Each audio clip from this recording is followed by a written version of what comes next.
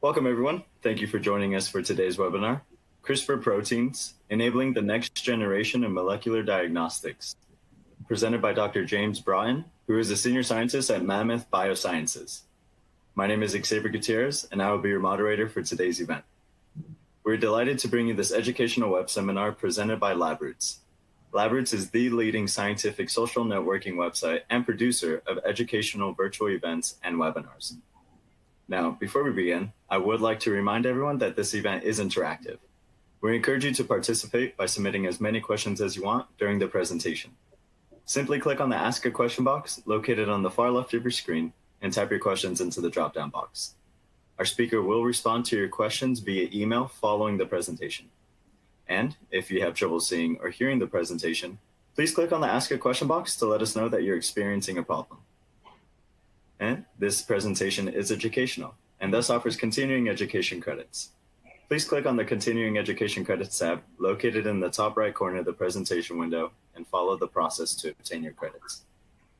Now, without further ado, please join me in welcoming Dr. Broughton. I will now turn the presentation over to him.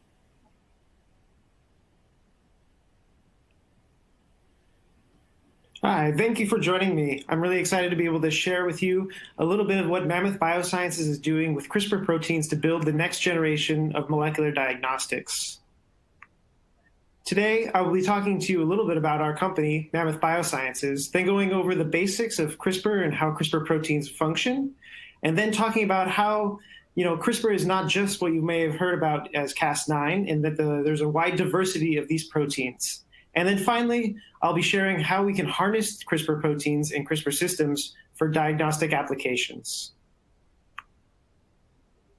So Mammoth Biosciences was founded in 2017 with the mission to democratize diagnostics. It was founded by PhDs from Stanford and UC Berkeley, and one of our co-founders is Jennifer Doudna. Now, CRISPR, as you may have heard, has really revolutionized biology. CRISPR is not just Cas9, which has been used for genome editing, but it has also found applications in healthcare, agriculture, and industry, and is really moving these large markets because it's such a flexible tool. Now, Cas9 originally came onto the scene very recently in 2012, but its applications are often limited due to its size, the fidelity, and the sequence requirements around for where it can edit sequences. But recently, in 2017, and 2018, new varieties of CRISPR proteins have come out that have unique properties that allow them to be used in diagnostic applications. And Mammoth is really leading the field in applying these proteins. CRISPR is very powerful because it is the kind of biology search engine. It is able to be targeted to specific genes of interest. And once it's targeted there, you can do interesting things with it, such as edit gene sequences, knock out genes, modulate how genes are function. And what Mammoth is really interested in is how we can diagnose diseases and infections using CRISPR proteins. The real power of CRISPR comes from its ability to be programmed.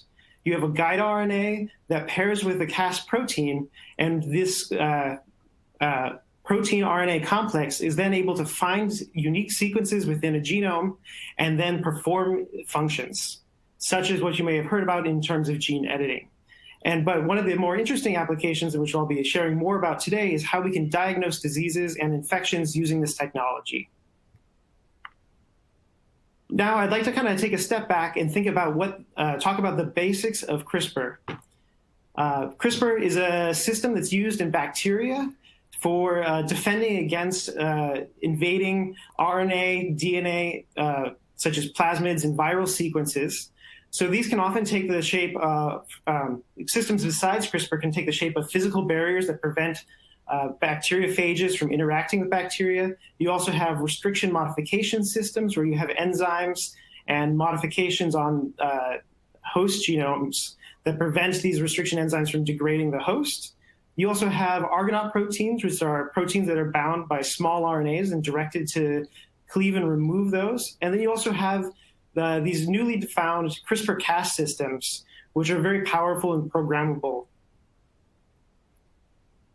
Now, CRISPR was initially kind of characterized, the first one in 1993, and it wasn't until 2002 that the term CRISPR was regularly used. And CRISPR stands for Clustered Regularly Interspaced Short Palindromic Repeats. As these CRISPR systems were fleshed out, it was discovered in 2005, the protein Cas9. And then quickly in 2007, it was found that CRISPR, the real function of CRISPR was to use as an adaptive immunity in bacteria. And then kind of from that identification, it was realized that you could program Cas9 with these CRISPR RNAs and with a combination of a tracer RNA, and then use that to program where Cas9 will interact inside of a genome. Now, the components of a CRISPR array are kind of four main pieces. One is you have a Cas effector protein, a Cas1 protein, and a Cas2 protein. This is usually followed within the bacterial genome by a series of repeat and spacer sequences. And these are the kind of the core components that are found in many different types of CRISPR systems. Now, in order to function as a bacterial defense mechanism, one of the unique things about CRISPR is able to acquire new sequences and function as an adaptive immune system. So what happens is that you have these Cas1 and Cas2 proteins that recognize what are called protospacers within the genome of an invading bacteria or a bacteriophage or other invading nucleic acids. These Cas1 and Cas2 proteins recognize this protospacer sequence and can integrate it into the genome of the bacteria. Then the bacteria is able to transcribe these series of repeat and spacer sequences in what is known as a precursor guide RNA. These are then processed into mature guide RNAs and loaded onto Cas proteins, which are specifically the Cas effector proteins. Now, these proteins remain inactive until they encounter a complementary nucleic acid, such as when that bacteria is exposed to another viral threat. And once this happens, the Cas effector protein will initiate cleavage of the target nucleic acid. And these steps really encapsulate the three kind of core features of any CRISPR-Cas system. You have adaptation, which is recognizing those foreign sequences and integrating them into the bacterial genome, expressing those as mature guide RNAs and loading them into proteins. And then finally, the third piece is the interference, where the Cas effector protein loaded with the guide RNA recognizes a target sequence and initiates cleavage of that nucleic acid. And once that nucleic acid is cleaved, other endonucleases within the bacteria can then come in and cleave that foreign DNA. Now, I'd like to talk a little bit as a kind of a foundation of how CRISPR-Cas9 functions.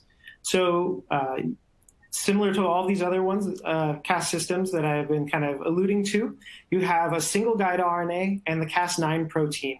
These come together, and the Cas9 protein is then directed to a specific site within the genome by its guide RNA. Once the protein has recognized a complementary site, it will initiate double-strand cleavage.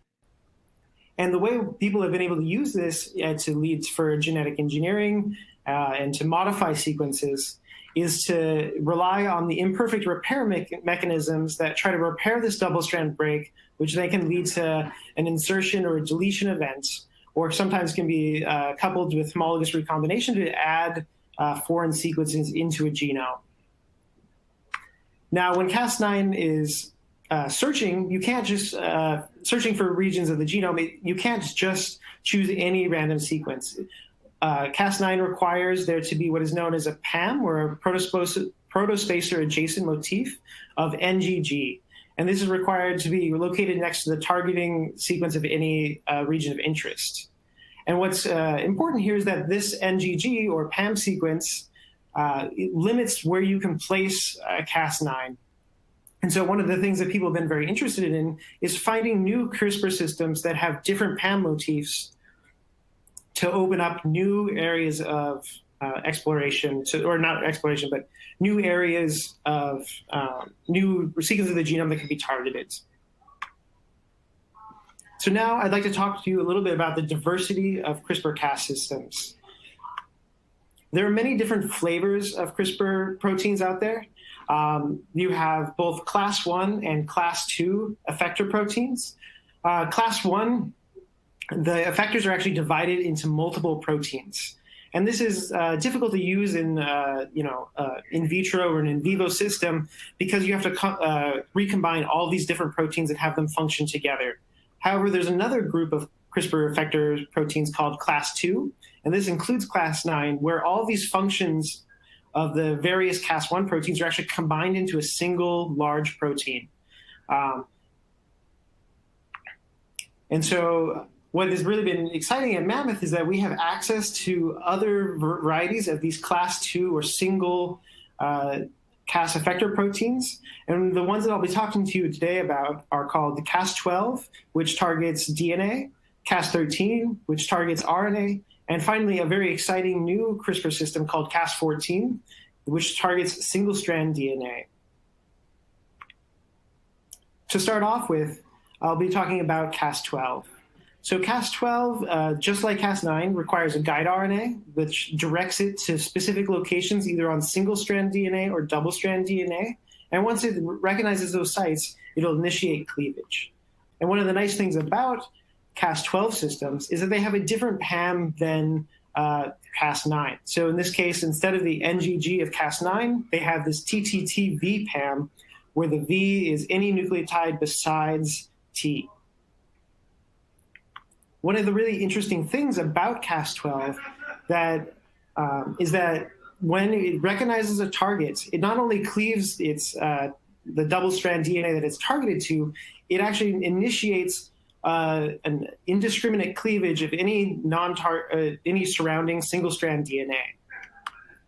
So here is an example of an experiment where Cas9 is being incubated with on a target with radioactively labeled single-strand DNA. And what you can see is over time, that single-strand DNA, the dark band at the top, is not degraded.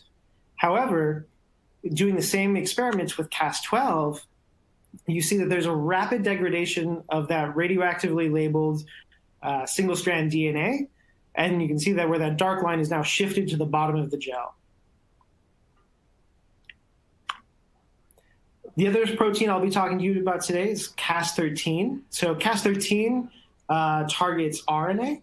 So once the guide RNA and Cas13 combine, either within a cell, it'll then recognize RNA and initiate cleavage. And this can be useful for decreasing the levels of RNA within a cell, which can then lead to decreases in protein. So it's a way of modulating, without necessarily changing the genome, the expression of a particular gene or protein within a cell. Similar to Cas12, though, it was recently discovered that when Cas13 is bound to a target RNA, it also releases this indiscriminate cleavage of non-target RNA. And so here on the right is an example of a similar kind of experiment to the one I showed you with Cas12, where if you incubate the Cas13 with no target RNA and a radioactively labeled reporter, you don't see cleavage of that reporter. However, when the target is present, the Cas13 rapidly initiates kind of this nonspecific or indiscriminate cleavage of the reporter molecule. The third system I'll be talking to you about today is called Cas14. Cas14 was recently discovered. One of our co-founders published a paper in Science late last year. And Cas13, unlike Cas12 and Cas13, requires three components for the functional system. One is a tracer RNA, the next is a guide RNA, and finally the Cas14 protein. These three components combined then are able to recognize single-strand DNA and initiate its cleavage. One of the unique things about Cas14 is that it's 50% smaller than Cas9 or Cas12, which makes it much more accessible in terms of putting it into viral sequences or potentially using it as a genome editing tool. One of the nice things about Cas14 also is that it doesn't require a PAM sequence. So in this gel I'm showing you at the right, we're using 4 different cRNAs kind of spaced at 1 nucleotide increments. And you can see that no matter where we put the cRNA, as long as it's complementary to the target, we get degradation of that target RNA. Now, similar to Cas12 and Cas13, Cas14 also has this non-discriminate or indiscriminate cleavage activity. And so once it's bound to the target, it not only cleaves its target single-strand DNA, but it'll initiate cleavage of any single-strand DNA around it. And here in the right is an image of a gel where a Cas14 is bound to a single-strand DNA, and it's incubated with a radioactively labeled single-strand DNA. And you can see cleavage of that single-strand DNA over time, even though it's not actually being actively targeted by the Cas14 complex.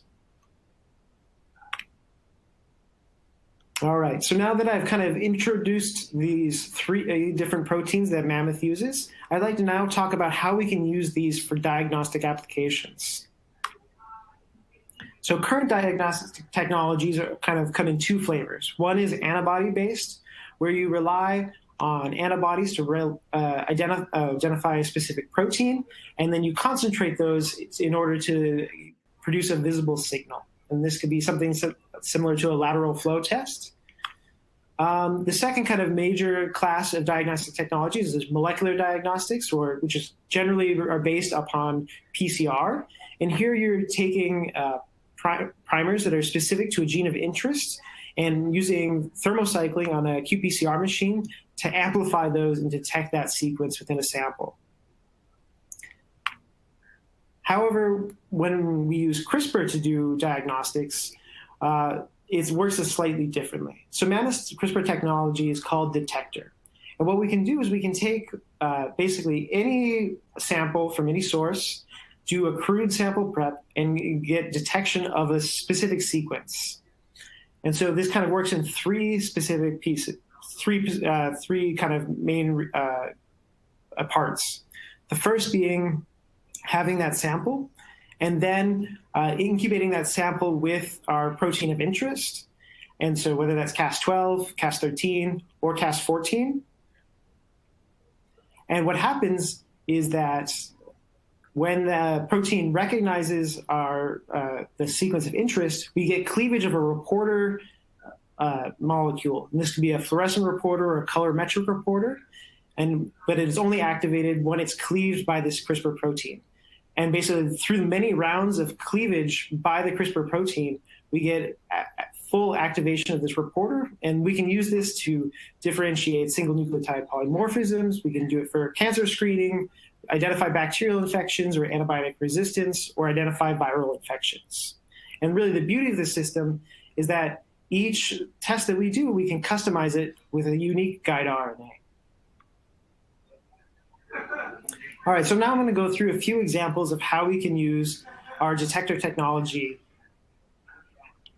So first, this is an example of using Cas13 detector and on patient-derived samples to identify a bacterial infection. So we start with an RNA sample that's derived from a patient sample. We don't do any amplification whatsoever, and we just directly apply the Cas13 protein and its guide RNA, and we get cleavage of the reporter molecule, which we can then observe using a plate reader or a qPCR machine. And you can see on the right is the results of this, where we have 2 positive controls for the 2 bacteria that we're interrogating here, and the negative control, and then examples of 4 different patient samples that were tested positive for these 2 different bacteria. All right. However, in not all cases do we have enough material in order to do direct detection like we can with Cas13. However, to overcome this and increase the sensitivity of our assay, we can use isothermal amplification coupled to our detector technology.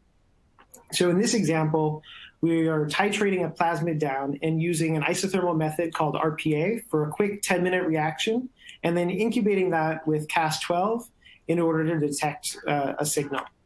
And here you can see if the purple bars are ones that have undergone this amplification, and this allows us to have attomolar sensitivity, whereas if we have no amplification, we'll fall off in the kind of nanomolar, picomolar range.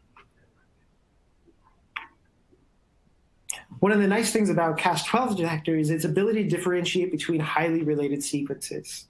So I'm going to show you an example that comes from screening for HPV. So HPV is a virus that affects 80 million Americans with 14 million infections every year. And it can lead to cervical cancer and other types of cancer. However, not all strains of HPV are created equal. Some are more high risk for cancer than others, and it's important to be able to screen for these. However, the sequences between these HPV strains can be quite similar. And one of the things we can do is we can use Cas12 detector to differentiate between these two strains. Here we're showing HPV-16 and HPV-18 and the position of guide RNAs for these two different strains. Now, to do this assay, we started with clinical samples from human anal swabs. These were quickly treated with proteinase K, underwent a quick RPA reaction, and then were detected by Cas12. And here what you can see is that our detector technology differentiating between HPV-16 and HPV-18, and you can see this has is very similar to the results you would get using a traditional PCR assay. And really the highlight here is that we're able to use very crude sample prep and an isothermal method to get these kind of results. All right, in the next example, I'd like to share with you how we can use Cas14 to differentiate between single nucleotide polymorphisms. So as you might suspect, when you're using Cas14, since it can only detect single-strand DNA, we must have an isothermal amplification strategy that is able to be coupled with, that will be able to generate single-strand DNA. In order to do this, we can, again, start with kind of a crude patient sample, such as spit, do a quick washes and lyses of that sample, and then using a phosphothiolated primer to do the isothermal amplification. This generates amplicons that have on one strand a phosphothiolated sequence. We can then combine Cas14 and a T7 exonuclease, which will simultaneously remove the unmodified strand of the product, creating single-strand DNA, and then allowing Cas14 to recognize that single-strand DNA and cleave a reporter molecule if that sequence of interest is present. And so the example I'm going to show you today involves differentiating between a SNP that is involved in the genetics of eye color. So in the brown eye sequence is a A, whereas in the blue eyes you have a G. And so we can design a cRNA that is specific for each of these and differentiate this mutation that occurs in HER2. So we can start with spit, do a quick detector reaction using Cas14, and differentiate between blue and brown eye SNPs. Now, the genetics of eye colors are much more complicated than just HER2, but this is a great example of how we can use Cas14 to do kind of real-time genotyping.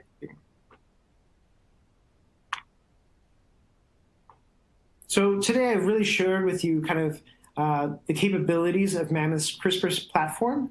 We not only can use Cas12, which has access to DNA, both single-stranded and double-stranded, but we can use Cas13 to interrogate RNA and Cas14 as an alternative for DNA. And all of these three proteins, unlike Cas9, have this indiscriminate cleavage property and lower PAM requirements, which make them much more accessible for a variety of applications, particularly in diagnostics. Now, Mammoth's vision is to combine the kind of advantages of rapid at-home testing, such as lateral flow, with kind of the high sensitivity of molecular diagnostics that are not accessible because they require expensive lab equipment. But really, by coupling these two pieces and the rapid format with and the high sensitivity, Mammoth wants to leverage this detector technology to kind of bridge the gap that exists in traditional methods, bringing the power of molecular diagnostics into a readily accessible format. And I want to thank you for joining me today and talking about CRISPR technologies, not even beyond Cas9, and really going into Mammoth's kind of ever-expanding CRISPR platform for diagnostics. Thank you. Well, thank you, Dr. Broughton, for that informative presentation. And I would also like to thank LabRoots for making today's educational webcast possible. And as a final reminder, Dr. Broughton will follow up with any questions you've submitted via email. That's all for now. Thank you for joining us, and we'll see you next time. Goodbye.